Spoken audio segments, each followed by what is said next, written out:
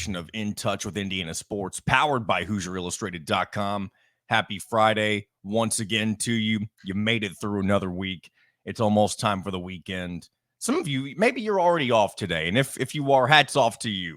Looking forward to another great weekend of college football.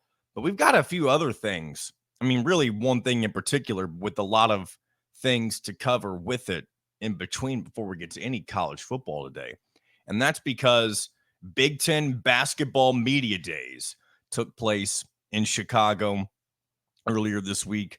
Our man from HoosierIllustrated.com, Dylan Traeger, was there covering all of what was said by the Indiana coaches, the players, anything else he was able to get himself into. And we're going to speak with him later in this episode and get his thoughts on really where this Indiana team stacks up with the rest of the conference and expectations heading into the season. And we all kind of have our own idea of where this Indiana basketball team should be headed based on what they've done with the offseason transfer portal, putting all the pieces together, that good stuff. And we'll get his thoughts on all those things and much more. Plus, we will get into our regular Friday stuff with the picks. You know what my college football parlay for the weekend's going to be. Hopefully we can, you know, I've talked about this pattern I've been having. I go 3-0, I go 0-3, then I go 3-0 again. Let's try to avoid going 0-3. But for those of you who believe in the pattern, excuse me, maybe this is indeed the weekend to fade me, tail me. For those who don't understand the betting lingo, it took me a bit to figure it out last year whenever gambling became legal in the state that I live in. Tailing means you're following what the person is telling you to bet. Fading is whenever you're not doing what they're telling you to do. You're doing the opposite. So feel free to do whatever you choose. Maybe you just listen to this show and you're like, John, I don't give a damn about your betting picks. Just tell me about, I don't know, what Indiana football is going to do. And that's okay.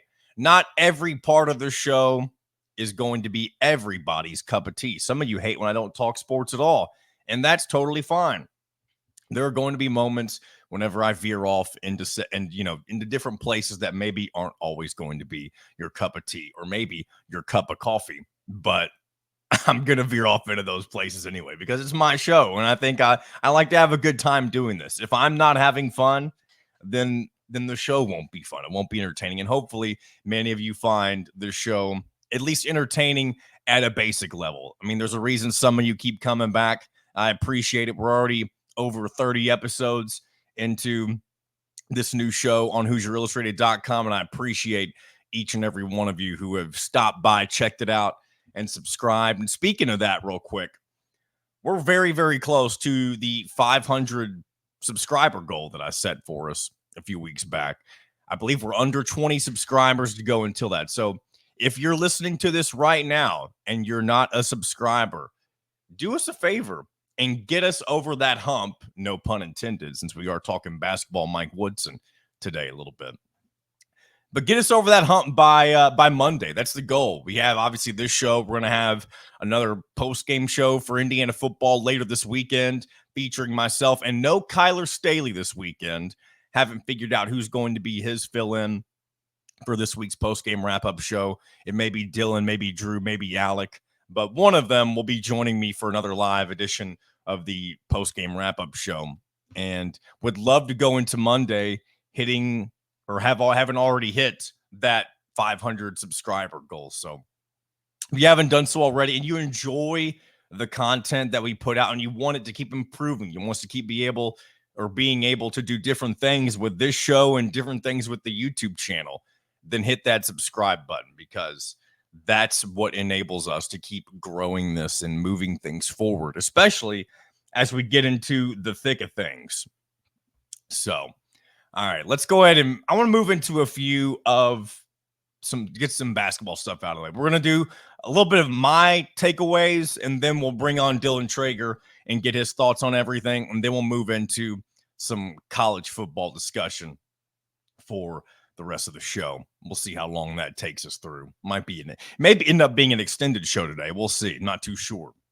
But I want to start with the Big Ten preseason media poll, okay? And there are a couple things that stand out, and I'll go ahead and start with the top. Obviously, one thing that is going to grab a lot of people's attention is both Purdue being number one, Indiana being number two. And I'll start with this. Purdue is definitely getting a bit of an extra bump just because of how wonderful they've been over the last several years.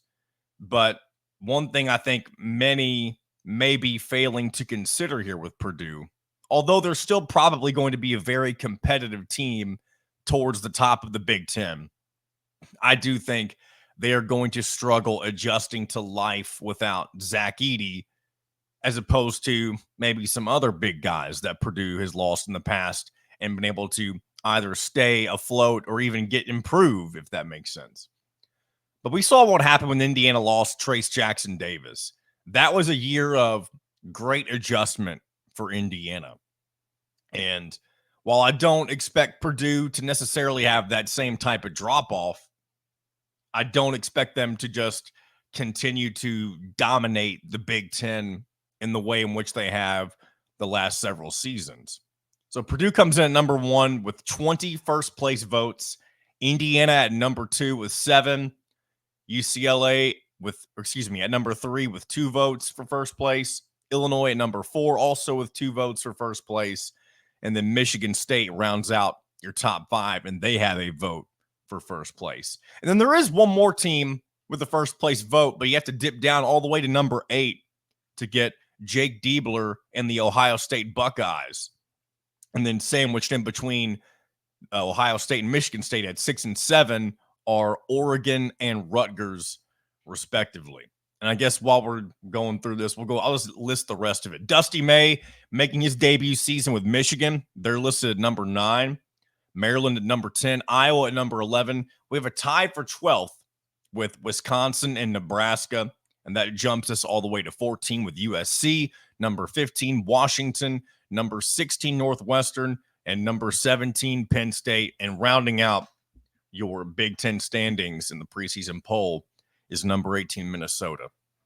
And this, with them being picked dead last and Ben Johnson not being able to do a whole lot with the Golden Gophers throughout his tenure so far, I would assume this would be his final season with the Golden Gophers if he's not able to make a little bit more noise than he has done in the past few seasons. So we'll see. Indiana being picked number 2. I don't have this in front of me, but I feel like this is probably the highest preseason ranking that Indiana basketball has had since definitely before the COVID season, right? I mean, the last time an Indiana team has had this much preseason hype, it's been a while. And when you're coming off a year that wasn't really favorable, I mean, that just shows how quickly you can turn things around expectation-wise with this new era of the transfer portal. I know we've already seen what Indiana football's done. I mean, they were picked second to last in the Big Ten preseason poll. And again, a lot of preseason polls, as I've said before, preseason anything, rankings, preseason awards, all that stuff, it's all pretty much nonsense. It's cannon fodder, if you will, for us who consume this stuff and talk about it on a regular basis. And again, it just gives us something to talk about while we wait for the season to officially start, which at this point in time, I believe we're close to exactly a month out from the beginning of college basketball season. And we will get a little taste of what this Indiana team looks like before things officially tip off in November. You'll, of course, have Hoosier Hysteria. In just a couple of weeks, they'll have their charity exhibition match against Tennessee. And they'll have a couple of regular exhibition games, 1 or 2 usually. I believe they have one against Marion, and they may have a second one. I don't know if the opponent has been named officially. I'm assuming if they do have a second one that they do have who it would be, but I don't have it right in front of me. But either way, we are close to the wonderful time of the year that is crossover season, where we will be keeping an eye on not only football, but basketball very closely.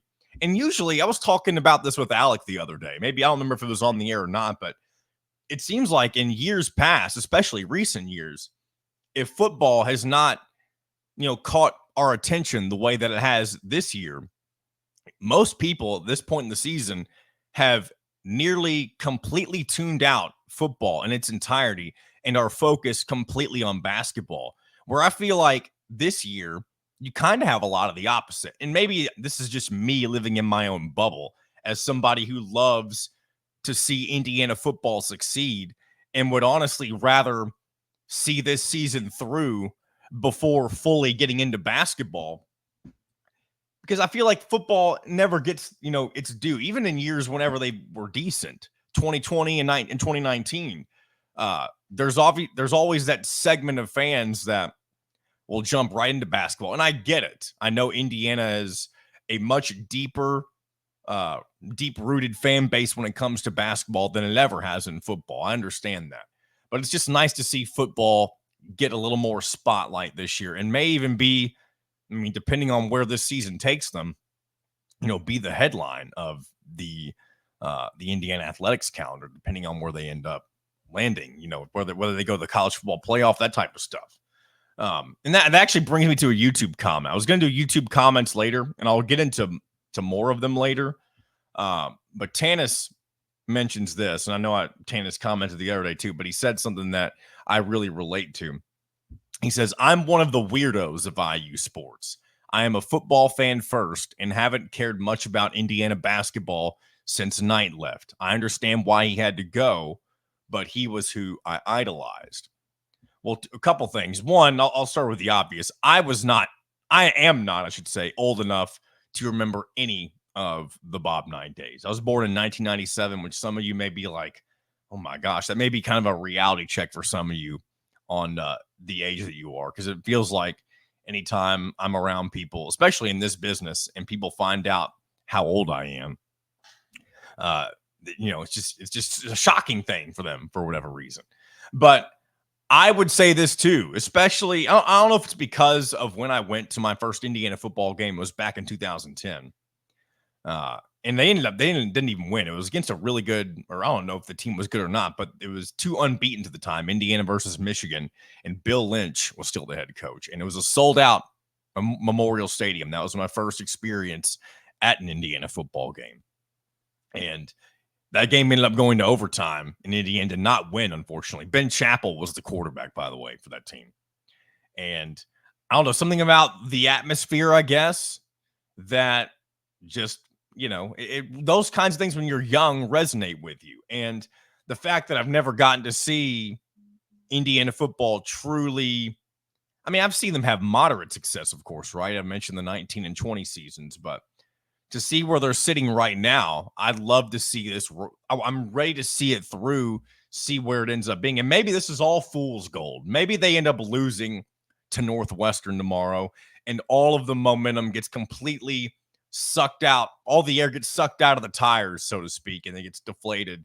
And we have to start reevaluating our expectations for Indiana football.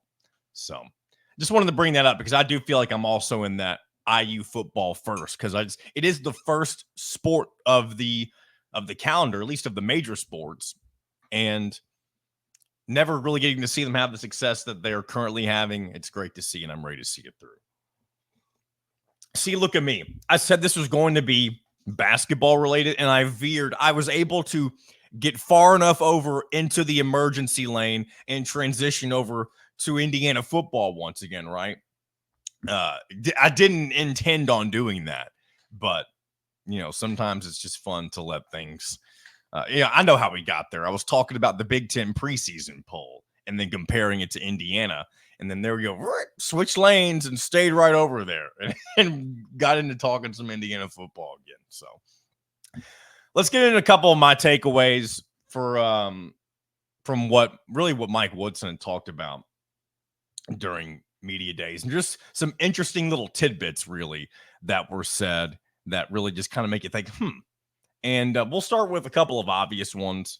One thing that was a big emphasis for Indiana basketball this offseason was the team bonding. And, there was a lot of things put on social media this offseason. I remember specifically, I think they were playing a mini golf event. They were playing mini golf together. And I remember Trey Galloway or Miles Rice were interviewing each other. I can't remember who was doing the interviewing, but that was a good example of them trying to mesh all of these different pieces together as they get ready to prepare for, the new basketball season, and kind of creating that camaraderie that at times maybe we haven't seen in the past couple, really just last year, I guess, as much when it comes to the Indiana basketball team. Another thing that's been of emphasis, getting everybody healthy. Indiana's suffered lots of injuries the last several years that have really hindered them from reaching their full potential. We're finally going to see guys like Ja'Kai Newton play some sort of role. Don't know exactly what that's going to be. Obviously, it's important for Trey Galloway to be at 100%, Miles Rice as well. And, if any of these guys go down, that's going to impact your team one way or another. Even if it's somebody who doesn't necessarily get into the rotation, everybody is either a starting or somewhere in the depth, like, as a depth piece, if that makes sense. So, keeping everybody healthy, that's going to be important this year, of course. One thing that was said that's very interesting, Bryson Tucker, this is Woodson talking, by the way. He talked about how Bryson Tucker just kind of fell in their laps. And that phrasing itself is interesting to think about for, a multitude of reasons, because it obviously was right off of the heels of Liam McNeely's decommitment and a lot of uproar from the fan base at that point. And then somebody, even from an outsider's perspective, I think that's how most people would have described it. Bryson Tucker was somebody who was not on the Indiana radar at all. And all of a sudden he ends up committing. And that may be just chalking it up to, hey, we got some money. We need a player. You want to come play for Indiana? And boom, there you go. That's the power of NIL and very quick, swift recruiting. So another interesting thing that Mike Woodson said, he compared Miles Rice to Allen Iverson, which obviously that's a very complimentary thing to say of him. And he goes on to say things like Allen Iverson's the best scorer in the history of the NBA. And that's, of course, going to get Indiana fans excited about having somebody on this team that can potentially score at will. And I'm sure there's going to be some adjustment as the season gets rolling, but maybe Miles Rice can develop into an Allen Iverson-esque type of player for Mike Woodson. And I'm sure if he can see that in him, then that doesn't mean that he can't at least reach a potential, some version of that potential during the season. What else do we got here? This is another interesting thing when it comes to the transfer portal. Apparently, Mike Woodson hope that didn't come through on the microphone. If it did, I apologize. Mike Woodson turned to Trey Galloway for some transfer portal suggestions. And I'm sure there's a group of people who hear something like that and wonder, well, then why are you're the head coach? You shouldn't have to be relying on players for something like that, especially those who already aren't really big fans of Mike Woodson. And I see where you're coming from, but at the same time, he goes on to talk about how close he and Trey Galloway are, and really Anthony Leal being in that kind of contention as well. He goes on to talk about them kind of being the last of the OGs from his original season here at Indiana. And he feels like he has that relationship with those two guys to where he can go, what's the best word to say that? I guess just rely on them for a little more than you would the average player. And apparently Galloway had a list, and they struck out on most of them, and they did bring in one that they really wanted. Of course, that was Luke Goody, the former Bloomington guy. And we'll see how integral of a part he ends up playing, I should say, on this Indiana Hoosiers basketball team. So I'll leave the basketball stuff right there, and we'll pick this up here with Dylan Traeger here in just a moment. So appreciate you guys sticking around. We'll go ahead and bring on Dylan now and get his thoughts on everything that was said at Big Ten Media Day, and maybe hear a little bit about what some of the other teams are expecting. So, without further ado, from HoosierIllustrated.com, Mr. Dylan Traeger, the final member of the HoosierIllustrated.com staff, making his debut here today on In Touch with Indiana Sports, Mr. Dylan Traeger. It's a pleasure to have you on, my friend. John, thank you for having me. I've been counting down the days to make my debut, so I'm really excited to be here today. Well, I'm very happy to have you on. You've been up in Chicago. I guess technically it's Rosemont, right? Where they're having Big Ten basketball media days. You've been getting all the information. You've been posting stuff for us. So you're getting the inside scoop, if you will, on what some of these Big Ten coaches, Indiana specifically, what they're, hoping to put on the floor this season for basketball. Yeah, yesterday was a crazy day, a really good insight on what to expect from all the teams. They had all 18 coaches there, 2 to 3 players from each team. We got to listen to all the coaches speak, the players, but you want to hear about Indiana. So Indiana had Miles Rice and Trey Galloway, also Mike Woodson. Really got to hear some good things. I wasn't too familiar with Miles Rice coming into this season. He's a transfer from Washington State, but hearing his perspective and how he plays and everything was really interesting. Sounds like he's going to be the starting point guard this year.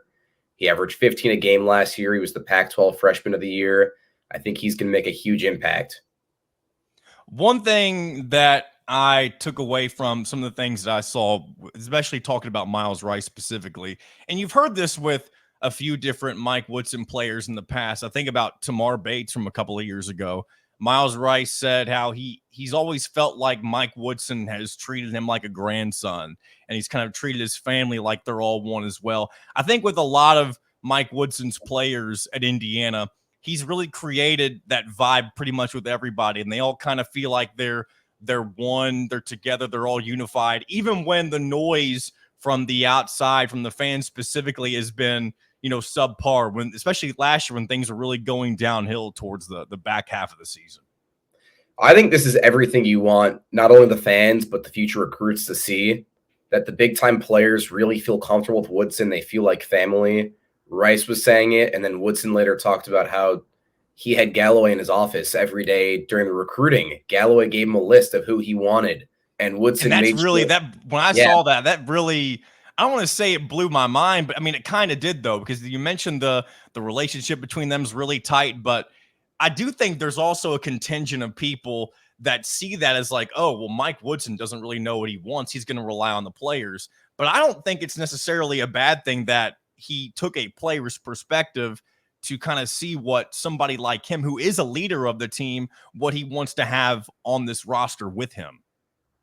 And he used the example that when he was the coach of the Knicks, he would go to Carmelo and ask him who he wanted. And Carmelo said, I want Stoudemire, I want Tyson Chandler. And that's where this kind of started. And he said they ended up winning the conference after that. So that kind of carried over to Indiana. And he says, Galloway and Leal are my 2 guys who've been here since day one. And they have a say. They've earned the say to who should be on the team next year. So, like, whenever it comes to the overall build of this roster, and there's kind of a hodgepodge of everything. You got a lot of guys. You also you have primarily a lot of guys who are entering what will be their final season of college basketball. Where do you see? And I know we haven't seen anything on the floor just yet, but just off of what we've kind of heard from each of the players and going into the season, where do you see the initial strength being for this Indiana team potentially? I think it's not just one. I think there's going to be several strengths. So I'm hearing that shooting's going to be really big. Luke Goody, he's the transfer from Illinois. Yeah. So he shot 39% over 3 years at Illinois. And they're kind of comparing him to sort of a Miller Kopp type of player, and that they're going to run an offense around him shooting a lot. I'm hearing defense is going to be big. You've got a lot of size. Renew, Mabako, you're bringing in Omar Ballo from Arizona. So there's no more hole at that kind of 4 or 5 spot. You've got a lot of room there. And they're also saying a lot about just running and speed. And this team's going to be really quick. Rice can really run an offense. He's a young, quick point guard. And I think this team's just going to move really quick on the court, not get burnt out. I remember last year, first few games of the season, Indy, Morehead State, it looked like the guys were burnt out, and it was the beginning of the season, and I don't think that's going to be the issue this year. Another thing about Miles Rice, too, that I was going to mention earlier, but ended up slipping my mind. Mike Woodson made the comparison that may throw some people off, but, this is talking season, and sometimes it's kind of cool to hear some outrageous things come out of people's mouths. But he compared Miles Rice to Allen Iverson and how he sees, not Miles Rice, but how he sees Allen Iverson as potentially the best scorer in the history of the NBA. And if you're an Indiana fan and Mike Woodson, who obviously has big ties to the NBA, and you're hearing that said about Miles Rice, that has to get you excited about potentially what he'll be able to do with this Indiana team this year. It definitely excites me, working with the team and being an Indiana fan. I'm not sure if that's what we're going to see. I'm not going to get my hopes up over that, but it's definitely a good thing to see. And you always like seeing player comparisons early on and seeing how far that can develop. But I mean, Woodson, he worked with Iverson when he was winning the NBA, and he's been working with Rice all offseason. And I definitely give him the most trust to give out a comparison. So it definitely excites me. Whenever you're looking at kind of the early schedule for Indiana, there's not you have a few early games that are against guys that you should take care of business against. You have an early matchup against the SEC opponent with South Carolina, and then you get into what will likely be your toughest test of the non-conference schedule when you head down to the Battle for Atlantis, which you'll start off that against Louisville, and then potentially play a Gonzaga team or a West Virginia team, depending on how the first game plays out for you. And then on the other side, you have Arizona, who is projected to be probably the favorite coming out of that pod. What do you like about the early portion of the non-conference schedule for Indiana basketball if they're able to put together, a string of wins potentially? I think going forward, just the competitiveness of the non-conference schedule is really gonna kind of prepare Indiana for what's to come in the conference play. Or adding in 4 teams in the conference. There's no holes in the conference. Every game is going to be a battle. So really getting that out and being prepared is what they need. And it's not going to hurt the rankings either. Playing some good games against some good non-conference teams maybe will be a little bit of a boost to push them up in the rankings going into conference play. Yeah, and another thing too with that, too, anytime Indiana's had a tough matchup, at least in the last couple of years when it comes to the non-conference, a lot of people I feel like have been disappointed by some of the results. This looks like it's going to be a team that maybe you don't win every single game during those tough stretches, but if you can come away from the Bahamas with 2 of 3, especially if you're able to get 2 of those wins against some potentially really high caliber opponents, I think most people will be pleased. And I've heard people also say that the non-conference schedule in general is a little softer than in years past, where I disagree with that, because the way that it's set up with the Bahamas specifically, you play 3 really good teams back to back to back. And so it's really, it compiles all of the difficulty kind of into one small little sample at one point in the season. And yeah, that South Carolina game will probably be a good little test for them. But outside of that, you kind of really just look into conference play to getting the bulk of your competition. But if you look at schedules past, the non-conference, I should say, you had about the same number of games. They were just a little more spread out. So I do think it'll still provide a good test for Indiana as they get rolling on their 2024-25 campaign. I want to dive into the preseason media poll real quick. Just get your thoughts on where the Hoosiers stand comparably to everybody else. One thing I talked about earlier is how Purdue again appears to be the overwhelming favorite. And I don't want to say it's necessarily unwarranted that Purdue be number 1, but one thing that I've kind of made the comparison with potentially with Purdue this year is they're going to have to adjust to life outside of Zach Edey, which last year Indiana had to adjust to life without Trace Jackson Davis. And that ended up being a much bigger drop off than I think a lot of people anticipated. And I'm not saying that Purdue has been unable to replaced those types of guys in the past. But the difference is Zach Edey being somewhat of a generational talent that Purdue's never really had their hands on before.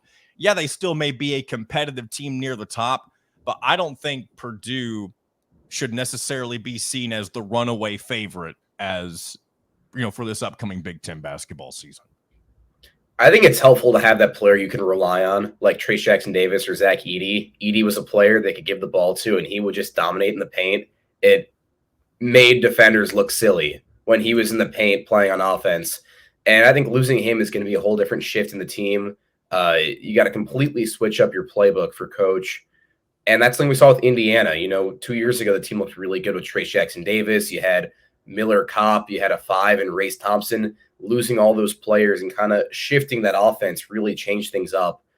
And I think that's what was difficult for Indiana last year, is you were losing so many of those players you've had for several years and trying something new, which didn't work. And I think that's going to be the case with Purdue. You're losing your best player you've had for the last 4 or 5 years, and you got to try something new.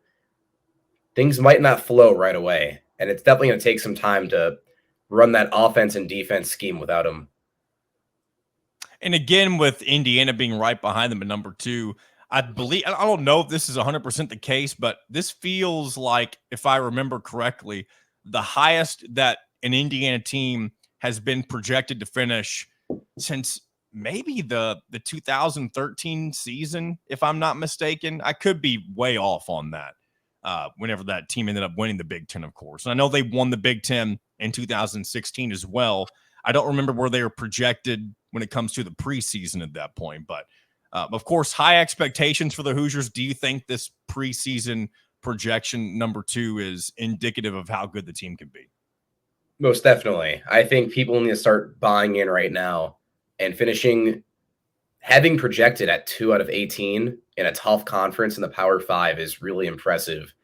And I think the biggest thing this team is the depth. They did so good. They brought in 7 transfers and 1 recruit in this offseason. They've got a handful of guys who can see minutes and make a true impact. And even with that, there's guys who aren't even going to play that have talent, like Ja'Kai Newton, who's still hurt. Coach Woodson was calling him the most talented player on the team, and he's not even going to play for maybe the first half of the season. So that really tells you something about how deep this team really is. Yeah, and Ja'Kai Newton, he's been a mystery on this Indiana roster for quite some time now. So getting him healthy and really getting everybody healthy in general is going to be something that will likely be a huge priority when it comes to maximizing this talent that you have. So Indiana, among multiple teams who received first place votes, Purdue got 20, Indiana got 7, and then a handful got a couple. UCLA got 2, Illinois got 2, Michigan State got 1. That rounds out your top 5. But then you jump all the way to number 8 to see Ohio State get a vote as well for first place. I guess this kind of brings me into another question that I have along these same lines. Who do you see as being a potential sleeper to make a run at that top tier for the Big Ten title this year? Well, I think going back to what you said with Ohio State, they have a new coach. Chris Holtmann left. He's at DePaul now. And they did pretty well in the offseason. They brought in Michi Johnson from South Carolina. And he's not a new face to Ohio State. That's where he started.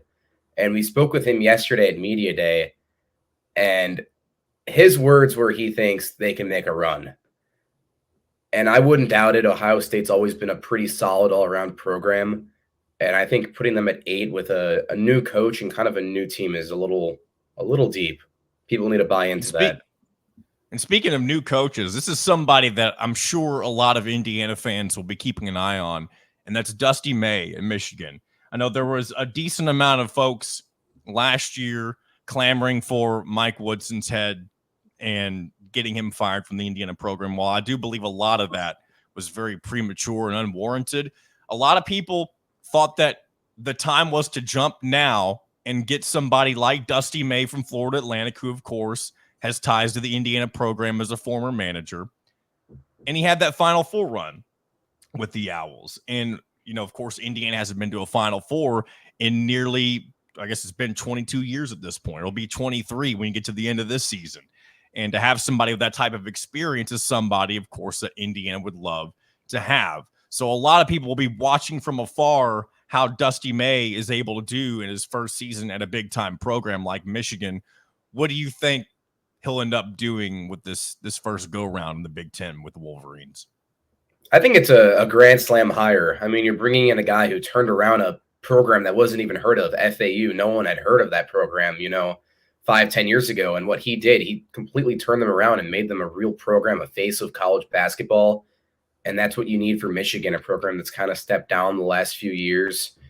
I know a lot of people were putting him in the talks with Indiana.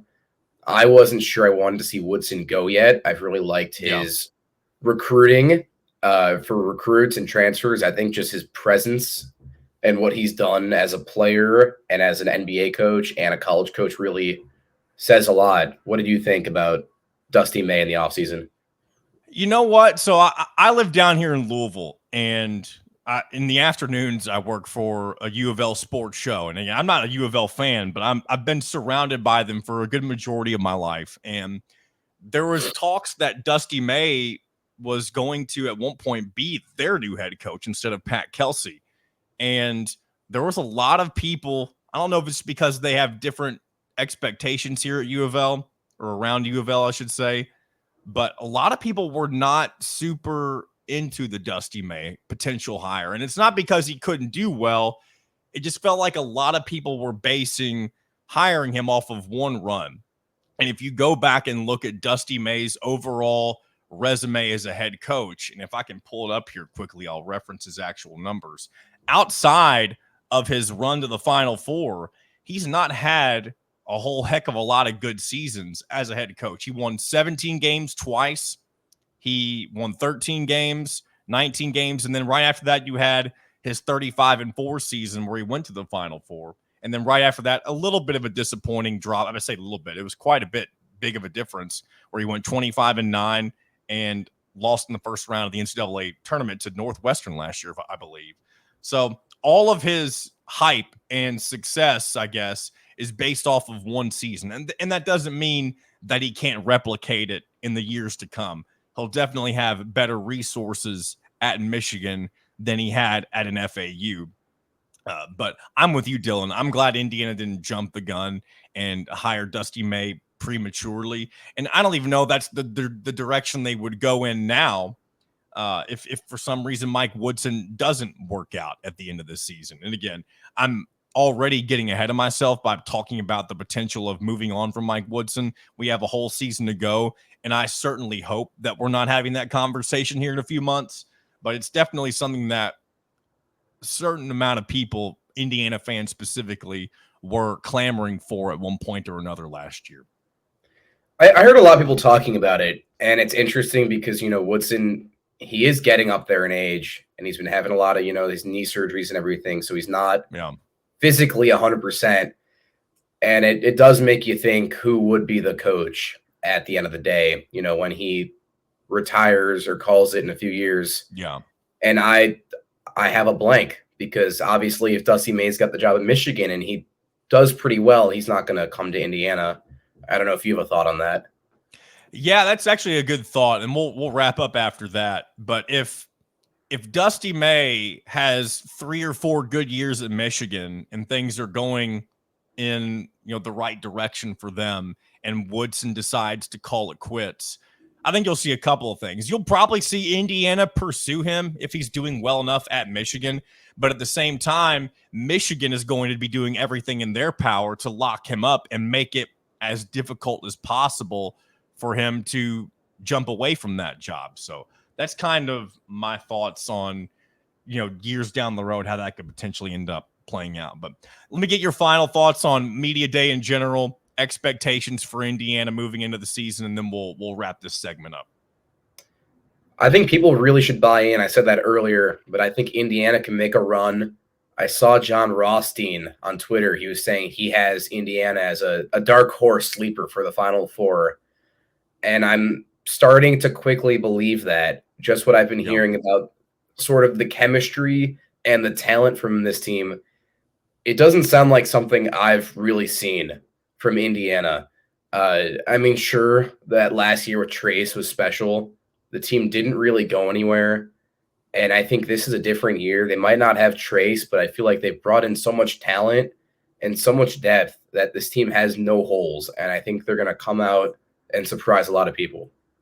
We'll see. Surely a lot of excitement for the first time in a while, some big time excitement around the Indiana basketball program. And we'll get our first glimpse at it not too long from now with Hoosier Hysteria and then their charity exhibition against Tennessee. Dylan, appreciate you taking the time and making your first appearance here on In Touch with Indiana Sports. Thank you, John. Looking forward to the next one. Big thanks to Dylan Traeger making his debut on In Touch with Indiana Sports. And that officially rounds out the HoosierIllustrated.com staff, at least in its current iteration. They've all made their initial appearances and then some on In Touch with Indiana Sports. Pleasure to have each and every one of them on the show, of course. And we'll continue to do so throughout basketball, football season, and beyond. And we will, again, I'll let you know later on. It'll probably be on social media like it was last week, who ends up joining me for the post-game show tomorrow evening, I should say. The game's in the afternoon, but by the time things wrap up in Evanston, we will be squarely in the evening hours to react to all that goes down between Indiana and Northwestern as the Hoosiers try to get bowl eligible. Actually, this brings me to another comment real quick. And this is from Andrew Jones. He said, Indiana would be the first bowl eligible team of 2024 with a win. And I don't want to say I didn't believe that, because I did, but I had to fact check because I'm like, man, how many teams are currently 5-0? And I think there's only 4 or 5 of them. I remember somebody told me who they were yesterday. I know Indiana's one, Duke is one of them. I'm not sure the others off the top of my head, but if you go and look at the schedule for the day, Indiana is the first 5-0 team to play. And of course, there's more than 5 undefeated teams, by the way, but several teams, as a matter of fact, have already had their first bye week, meaning that if they're unbeaten, they're only 4-0. Indiana yet to have their bye week, of course. So if Indiana is able to get it done based on when the other 5-0 teams play this weekend, they will end up being the first team out of all 139 FBS teams. That could be wrong. I know it's in the ballpark of where it is. They'll be the first team to reach bowl eligibility. And I'm sure there's not a lot of teams that have ever had that achievement. I mean, I'm sure it's a lot of the same is what I'm trying to get at. You know, your Alabamas and Georgias and those who are usually competing for going for an undefeated season. But again, just those words coming out of our mouths as Indiana football fans, it seems like it's too good to be true. And maybe it is. They haven't won tomorrow. We're sitting here talking about what ifs, of course. But, man, for Indiana to be 6-0 on October 5th and squarely in the conversation for making a Big Ten title appearance, for making the college football playoff of all things, it's just it's 2 different things right there, and really 3 if you include the bowl eligibility thing, that just you never expect to come out of an Indiana football fan's mouth. So exciting times we're in. So we'll get into some more football talk in just a moment. I do want to hit a couple of recruiting notes real quick. We'll start with basketball. And one name that everybody's been keeping an eye on is Braylon Mullins. This week, he was visited by all 3 of his finalists, and that includes Indiana, of course, as well as UNC and UConn. Mullins is expected to make his final decision on where he will play his college basketball later on this month. And again, a big name to keep an eye on for Indiana to potentially get their second pickup of the 2025 recruiting class. And there's now a new name in the fold, and not new as in the fact that this person is just now being recruited by Indiana, but is now becoming a serious contender when it comes to potentially choosing the Hoosiers. And that is Bryson Tiller, power forward Bryson Tiller, I should say. He's the number 20 prospect, according to 24/7 Sports. He took a visit to Indiana last December, and he has included Indiana in his final 4 schools. And outside of the Hoosiers, he is looking at Kansas, Auburn, and Georgia Tech.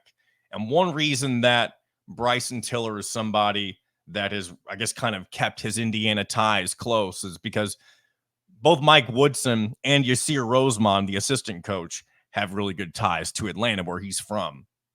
And I would say I don't think a lot of what's happened already necessarily influences where he's going to end up going. I don't know how, like, where he stands with the other three schools that I mentioned, but that's definitely somebody that Indiana fans, along with Mullins and Eric Reeb and some of those other guys, that you want to keep an eye on now. And I don't believe this is somebody who's kind of kept his recruitment a little quieter than most. So maybe things will pick up for him in the coming weeks and months as maybe Indiana lands potentially another piece in the recruiting class in the form of Bryson Tiller. And then kind of on the negative side of things, unfortunately, but maybe I'll just lay it how it is. Indiana football lost their highest rated commit in the 2025 class a couple of days ago in safety Byron Baldwin out of Baltimore. And he took a visit to Colorado back in September. And since then, it was believed that he was leaning towards reopening his recruitment and potentially committing to Deion Sanders and Colorado. And I don't believe he's done that as of this recording, but he is no longer with the Hoosiers. I don't know if it has anything to do with Indiana specifically, why he decommitted, because, I mean, if you're looking at Indiana right now and you were already with them, I don't see what somebody like Byron Baldwin could be disappointed with when it comes to what the Hoosiers are doing, you know? Obviously, I mean, the defense isn't, you know, an Ohio State caliber defense, but he's also not, you know, he's not the highest rated defender, if that makes sense. So maybe he's just somebody who's really into the Deion Sanders effect over at Colorado, and, you know, which is understandable. Indiana's had a couple of guys transfer in the last year or two to the Colorado football program. So again, disappointing, but hey, that opens the door for somebody else to potentially take that spot. But it is unfortunate that it was your highest rated member of your recruiting class so far in the 4-star safety, Mr. Byron Baldwin. So just want to throw that out there. Probably the biggest piece of negative news out of the football program in the last, year?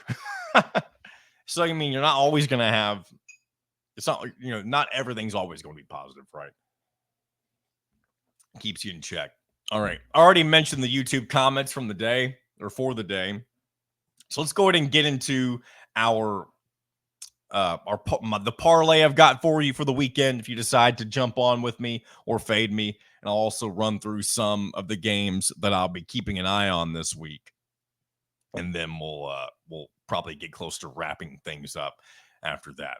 We'll go ahead and start. I'm going to go ahead and start with my parlay because I'm kind of doing two things. It's not really anything different, but I've already made two separate bets. There are sometimes wherever I'll make the parlay and then I will say that there's one more game that maybe if I added it, it would have been this, but maybe do it separately. I've done that already this week, and it's because the parlay itself, I'm less confident in than the bet that I'm super confident in, if that makes sense. So the one game that I've done separately and not including the parlay, because I don't want the parlay to ruin it, it is Indiana minus 13.5 against Northwestern. And I'm sure that spread's closer to 14.5 by now. It started at, I believe, like 10 or so at the beginning of the week, and is really, you know, heavily shifted and more in favor of Indiana. And part of me at the beginning of this was hesitant to take, because I was like, is this a head pick or is this a pick from the heart? Because I just love seeing Indiana do well. And I think it started off as that, but the more I thought about it, Indiana has covered the spread easily in every game so far this season. And that alone, when you look at what Northwestern has done, I mean, their 2 wins on the season are let me pull up the exact score, because there's nothing about Northwestern's results that should put fear into Indiana's eyes. They won 13-6 against Miami of Ohio. They took care of business against their FCS team in Eastern Illinois, won 31-7. And then their 2 losses, they lost in overtime to Duke 26-20. And then when they went out to Washington, they lost 24-5. And that Washington team just lost to Rutgers last week. Not that Washington's bad, but, just for comparison's sake. So if Indiana continues to execute at the way in which they've done all season long, then there's no reason to think that they shouldn't cover 13.5 points, I don't think.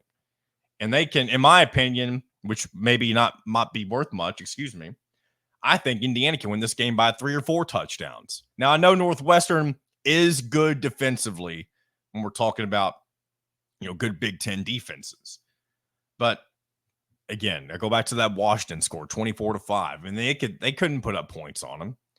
I think if I was predicting a score for this, I would probably go along the lines of maybe 31-10, something like that. And that may even be generous for Northwestern. But hey, I may be eating crow come the postgame show, and I may be as shocked as I've been all season. And I know I'm fully aware that anything can happen in college football. And if Indiana were to finally put together a disappointing performance, I was going to say I wouldn't be shocked, but I would be shocked. But I'm also aware that this is college football and that anything can happen on any given night, as cliche as that sounds. So that is my separate bet. That's not part of the parlay. Indiana minus 13.5. Now, what I'm doing the rest of the weekend, it's not necessarily Big Ten. Actually, it's not Big Ten related at all. I usually try to stick with the Big Ten, but a lot of the games, I couldn't really find something that really felt like a sure thing. And my next one I've got is Iowa State covering against Baylor. And that spread right now is at 12.5. And by the way, it is Iowa State at home. I believe I got in on that. It might have been 10.5, something along those lines. Iowa State currently 4-0, Baylor 2-3. I figure with Iowa State being at home and the dominance they showed last week, I believe it was against Houston. I believe Iowa State is a pretty safe bet to cover against that Baylor team. The next, I'm going out to the West Coast. We've got California hosting Miami on College game day, I believe, which is interesting. It's 10:30 kickoff time. Miami going for bowl eligibility, just like Indiana is this weekend. But this California team has shown that they're a lot better than maybe some previous years. They beat Auburn early on in the season. Their one loss in the season was to a bad Florida State team, gave them their first win on the year. But this is a road environment for Miami. I don't know how hostile it'll be in California. But hey, just like Indiana, anything can happen. Things can slip up. But I've got Miami covering it. I believe I got it at 9.5. It's now at 10. But I think Miami, even though I think they'll respond well from that controversial finish that they had last week against Virginia Tech. And I think Miami covers pretty easily against California. And then the last pick, it took me a while to decide what I wanted to make my final leg of this parlay. And I ended up going with the Navy Air Force game, believe it or not. And Navy currently favored by 10 points. I can't remember. I think I actually got this at minus 10 as well. It hasn't shifted very much. Air Force 1-3, Navy unbeaten so far this year. And I know this is a military academy rivalry, and I know that it should more than likely be more competitive than expected. But I went and looked at Air Force's results this year because I know they're 1-3. I wanted to see if they looked competitive at all. Their one win came against Merrimack, 21-6. But everything else, lost to San Jose State 17-7, got destroyed by that 2-3 Baylor team that I mentioned earlier, 31-3. And they lost to a bad Wyoming team, 31-19. So when you're looking at Navy and them being unbeaten, even though this is an Air Force, I think Navy will take care of business and move to 5-0 and easily cover a 10-point spread. So that's the parlay. We're taking Navy to cover. We're taking Iowa State to cover. And we're taking Miami, Florida to cover. So I want to be sure that some people don't think I'm talking Miami of Ohio. Surely you don't. But just in case. And then the separate bet, Indiana minus 13.5. That's kind of my safety in case the parlay isn't hit. So hopefully we can at least come away with some sort of betting victory this weekend. While we've got a couple more minutes, let's go and go through some of the other matchups of the weekend and just kind of give you my thoughts on how I think things may play out. Tonight in the Big Ten, we've got Michigan State traveling out to number 6 Oregon on Fox. Oregon still unbeaten. Michigan State coming off a big loss to Ohio State this past weekend, so things don't get any easier for them as they travel out to Oregon. But we have seen Oregon struggle against good competition this year. And I say good competition, I mean some of that wasn't very good with Idaho, an FCS opponent, but they also lost or nearly lost to Boise State, who ends up having a potential Heisman contender on their roster that we may need to be keeping an eye on. So we'll see. This may end up being more competitive than potentially expected. Actually, if I were picking this game, Oregon State's favored by 23.5. I may take Michigan State to cover that spread. Again, I'm not including it. You already heard the parlay, but if I were including this one, that's what I'd go with. Just because we've seen Oregon struggle with opponents who are a little more up for the challenge than a few other teams. So that's what I've got there. The rest of the weekend, let's get into that as I take a drink of my coffee. UCLA traveling to Penn State, unbeaten Penn State. UCLA and Purdue, man, because Purdue's the next game I'm going to get into. They're the bottom tier of the conference this year. I think that goes without saying. I think UCLA may be a little bit better than their record suggests, but their schedule doesn't do them any favors at all whatsoever. Maybe I'm giving them too much credit, but they're going to go on the road to Penn State. Penn State favored by 28 points. I think that's probably pretty accurate on what you'll probably see. I'm sure Penn State will take care of business. We'll see if the Tom Allen defense can do well against Ethan Garbers. Garbers. I'm thinking of the Gerber baby. Again, that's at noon on Fox. Purdue traveling to Wisconsin. I would initially think that Wisconsin should have no business or no reason to lose this game, but they're also still trying to adjust to life without their quarterback, Tyler Van Dyke. So this is a potential game for Purdue, even though it is on the road, to maybe take advantage of a Wisconsin team that's not up to full strength, if you will. So, and plus Purdue having their first game with a brand new offensive coordinator, and we'll see how that ends up playing out for them. But again, as I mentioned earlier, Purdue and UCLA kind of the cellar dwellers this year in the Big Ten Conference. Later on in the afternoon, Iowa at number 3, Ohio State. Always interesting to see Iowa go up against big-time teams. There's times where they get completely destroyed, and there's times where their defense really shows why Phil Parker is the best defensive coordinator in Big Ten football and potentially in all of college football. So this will be a really good test for Ohio State, even though it is at home for the Buckeyes. I would love to see Iowa come out and really test Will Howard from Ohio State and just see if they're able to respond, because a lot of people, including myself, just tend to assume Ohio State is going to be miles ahead of the rest of the Big Ten. I'd like to see Ohio State struggle here. And some people may say that's a bad look for the Big Ten, and I don't necessarily think so. I think it's just kind of premature of everybody, again, myself included, to assume Ohio State is just going to run away with everything. So I'm rooting for a close game in this one, even though maybe it won't be. We'll see. Already talked a lot about Indiana Northwestern. Let's move on to Rutgers at Nebraska. Indiana's next opponent after Northwestern, even though Indiana will have a bye week in between. Really, if you want to see the best matchup possible for an Indiana fan, you probably want to see Nebraska win this game and hand Rutgers their first loss. But Rutgers hasn't, again, they are coming off a big win against Washington, and I'm sure they'll be confident going into this game.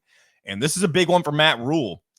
Last time he played an unbeaten, obviously, was Illinois, lost in overtime. You really got embarrassed in overtime, I should say.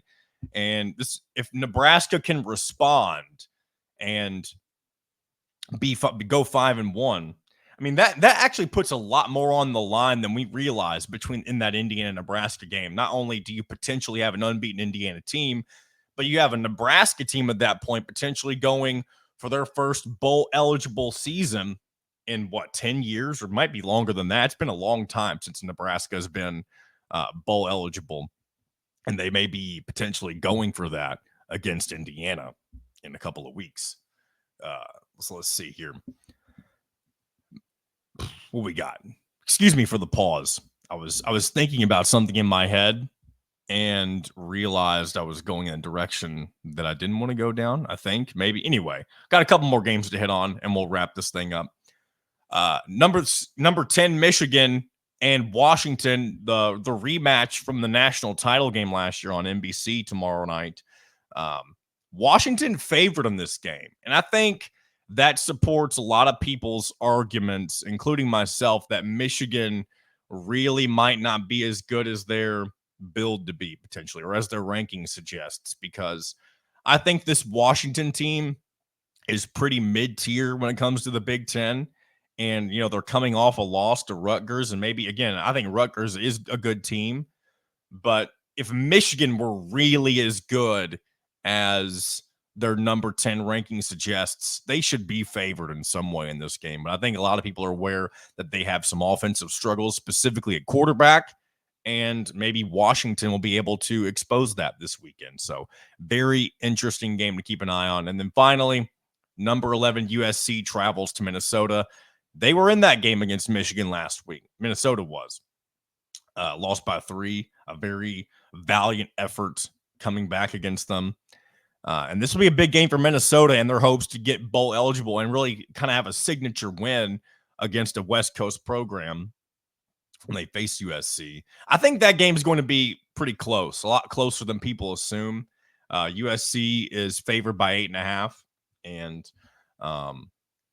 again, there's a reason I didn't bet on any of these Big Ten games this week, because it's kind of hard to really predict for me what I think is going to happen. I try to find the most sure things in college football. But my gut says this will be a closer game than some people probably expect. Probably closer than USC fans would expect. So I think we'll go ahead and wrap up things here on a Friday here on In Touch with Indiana Sports. Appreciate you as always. Again, help us get to 500 subscribers before the end of the weekend. I think we're at 483. So we only need 17 of you. Again, surely there's 17 of you who are watching right now that have been thinking, you know what, maybe I'm not a big subscribe type person on YouTube, but you know what, we like what they're doing over there at Hoosier Illustrated. John seems like a pretty decent guy, right? And I'm just kind of acting ridiculous right now, trying to sell myself, right? But give us a subscribe, or hit the subscribe button, and like the video, comment on the video if you like the stuff, and we'll keep bringing it to you. Looking forward to the post-game show once again tomorrow as well, and we'll do this all again on Monday. So until then, this has been another edition of In Touch with Indiana Sports, powered by HoosierIllustrated.com.